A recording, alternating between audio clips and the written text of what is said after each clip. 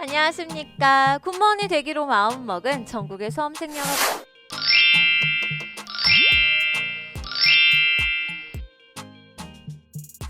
반갑습니다. 성적 향상의 비결 깊은 국어 송주연입니다. 자, 이번 시간 우리의 첫 만남입니다. 아주 설레고 오늘 수업 진짜 열심히 잘해야겠다 라는 마음으로 왔어요. 여러분들도 그러셨을까요? 이 지금의 첫 만남을 소중하게 생각하면서 앞으로도 꾸준히 열심히 여러분의 발걸음에 맞춰서 함께 하도록 하겠습니다. 자, 우선은요, 우리 첫 수업 시작하기 전에 간략하게 안내를 좀 해드릴까 합니다. 수업을 진행하는 순서가 어떻게 됩니까? 뭐 이런 내용들에 대해서 간략하게 말씀을 드려보면요. 우선은 대표 유형 문제라고 해서요. 문제부터 풀고 시작합니다. 학생들이 아니 배운 게 없는데 어떻게 문제를 풀어요? 저는 여태까지 고등학교 졸업 이후로 국어의 국자 기억도 안 해봤다고요?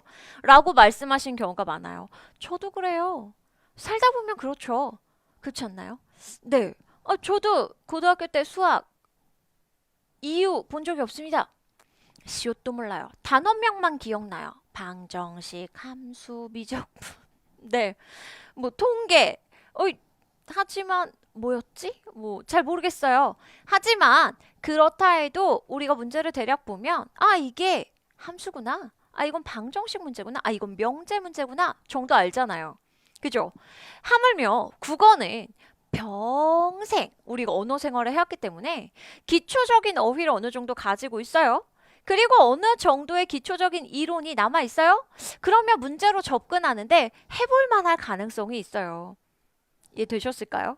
그래서 우선은 문제를 풀어보는데 부담 갖지 마세요. 많이 틀렸다고 기죽지 마세요. 아니, 지금 이거 많이 틀리는 게 뭐가 중요합니까? 실제 시험장에 갈 때까지 우리한테는 아직 시간이 있고요. 그 시험장에서 잘하는 게 중요한 거예요. 오히려 지금 잘해서 나 이거 찍었는데 맞았네? 그런 들뜬 마음 때문에 시험장에 갈 때까지 계속 어쩌면 내가 정말 차곡차곡 쌓고 다져가야 할 지식들을 잘 정리하지 못할 수도 있어요. 그러니까 그 어떤 것도 상관없이 우선은 풀어보는 거예요. 이유는 이렇습니다. 학생들마다 문제를 먼저 풀고 이론을 배웠을 때 이론을 공부하는 과정에서 이거 문제로 이렇게 물어봤었지? 이거였구나 라고 머릿속에 좀 더 잘 각인이 되는 경우가 있는 거예요. 반대로 이론을 다 했을 때 다 하고 문제를 확인하는 것이 조금 더 마음이 편한 분들도 계세요. 그때 어떤 쪽을 조금 더 충족시킬 수 있을까? 어떻게 하면 양쪽 다 충족시킬 수 있을까를 하다가 제가 생각한 게 대표형 문제를 풉니다. 이론 학습을 합니다. 그리고 나서 확인 문제를 풉니다. 그랬을 때 이 대표 유형 문제라고 하는 것은 실제 기출 유형과 난도를 맞춰서 출제되어 있고요. 확인 문제는 말 그대로 이 이론에 대한 정리 문제인 겁니다. 시중에 많은 교재들이요. 이론과 함께 옆에 같이 문제가 기출 문제들이 배치된 경우가 많고요. 또 문제 밑에 바로 정답과 해설이 들어간 경우도 많더라고요. 약간 바로 정답과 해설이 보이지 않으면 답답할 수 있죠. 그렇지만 저는 결국은 시험은 문제를 쭉 풀고 나서 그 이후의 결과를 확인하는 것이기 때문에 어느 정도는 그러한 과정도 필요하다고 생각이 듭니다. 학생들이 문제를 풀자마자 바로 정답과 해설을 확인하는 그 습관이 들면 어느 순간부터는요. 이 문제를 풀었을 때 답이 정확하게 보이지 않을 경우 뒤에 문제로 넘어가더라도 이게 맞았는지 틀렸는지 왠지 틀릴까봐 불안하고 그런 생각 때문에 집중력이 떨어지는 경우가 있어요. 그래서 연습도 어느 정도 필요하다는 입장이기 때문에 우선은 대표 유형 문제에서는 바로 정답이 보입니다. 이론 학습을 하고 나서 확인 문제를 볼 때는 확인 문제는 맨 뒤에, 교재 맨 뒤에 정답과 해설을 참고하셔야 합니다. 구성도 일부러 그렇게 맞췄고요. 또 하나 이론 학습을 끝냈다고 해서 실제 기출 문제들을 모두 다 해소할 수 있느냐? 저는 절대 그렇지 않다고 생각해요. 학습에는 분명히 체계적인 단계가 필요합니다.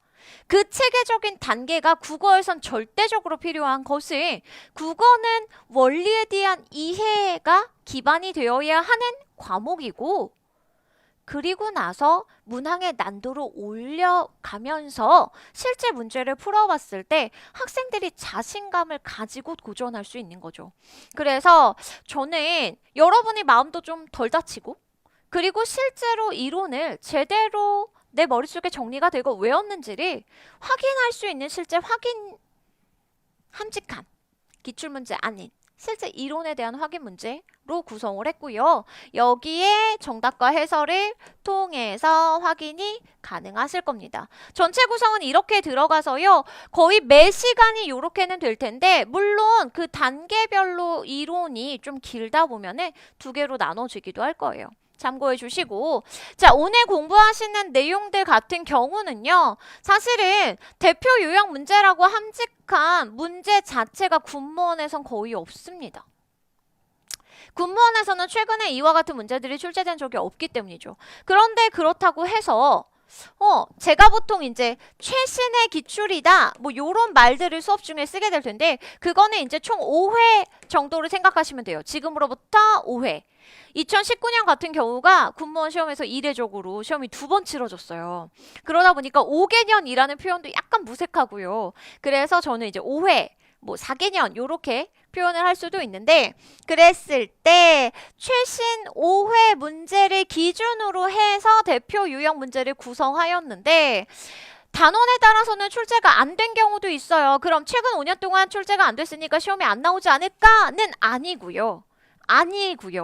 왜냐면 2020년에 기출문제가 공개되었을 당시에요. 지금까지 단 한 번도 출제되지 않은 영역에서 출제된 것도 있지만 8년 만에 출제된 문제도 있었어요. 때문에 최근 5년 동안 혹은 5회 동안 안 나왔어요? 라고 한다고 해서 시험에 안 나올 건 아니므로 대표 유형 문제를 기준으로 일정 부분 확인을 하고 그리고 이론이 들어갈 수 있게 우선은 대표 유형 문제들을 조금 맞춰서 구성해 두었습니다. 하지만 문항 구성들로 봤을 때요. 대표 유형 문제가 많은 단원이 있고 적은 단원이 있을 거예요. 그건 이제 실제 기출로 보았을 때 군무원뿐만 아니라 군무원 시험 역시 공무원 시험이잖아요. 공무원 시험들까지를 기반으로 보았을 때 전체적으로 비중에 따라서 문항 구성도 세세하게 나누어서 두었으니까 참고해 주시기 바랍니다. 네, 평생을 써먹는 게 바로 국어잖아요. 당연히 세계적이고 단계적이고 또 우리에게는 평생의 직업을 갖기 위한 시험입니다. 그러니까 당연히 잘해야 하고요. 실수하지 않아야 합니다. 고로 수업 시간에 최대한 집중하고 나 이거 아는 건데 나 이미 이거 정도는 아는데 왜 이렇게 길게 설명하지? 라는 생각이 드시는 순간이 있으시겠지만 그때는 2배속으로 들으세요. 네, 지금도 2배속으로 들어도 괜찮은 부분이잖아요. 잘 들리시죠? 제가 발음이 나쁘진 않거든요. 그래서 들으시면서요. 조절을 좀 해가시고 그리고 길게 설명할 때는 그럼에도 불구하고 시험에서 많이 다뤄지나 보다 라고 생각해 주시면 좋겠습니다. 됐을까요? 여러분들은 오늘 이제 저와 함께 시작을 하시면서요. 아마 평생 교양 있고 적절한 수준의 국어 생활을 바람직한 언어 생활을 하실 수 있는 계기를 얻으신 겁니다. 우리 그런 긍정적인 마음으로 시작해 보도록 합시다.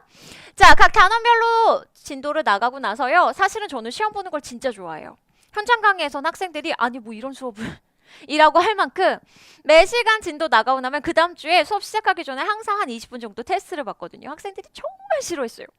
기본반에서는 특히 심화반이나 모의고사 뭐 이렇게 넘어가면 심화반 같은 경우는 그래도 기출 유형의 문제들로 해서 객관식으로 보게 되는데 이 기본반 과정에서는 전부 OX 맞는 걸 다 골라라 막 이렇게 문제가 나오니까 애들이 우와 막 너무 싫어요. 막 다 틀려. 이거 한 개 하나 문제 하나에 막 몇 개씩 항목이 들어가 있으니까 이거 하나만 틀려도 틀리는 거예요? 라는 질문을 하시면서 당연히 틀리죠.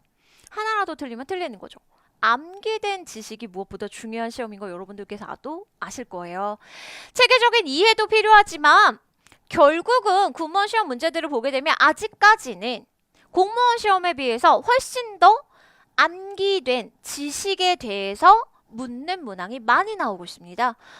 그 말은 즉 우리 전체 영역 가운데서요. 오늘 수업부터 들어가신 게 바로 문법 요소와 어문 규정인데요. 이쪽이 절대적으로 군문에서 큰 비중을 차지하고 있다는 것이 그 방증입니다.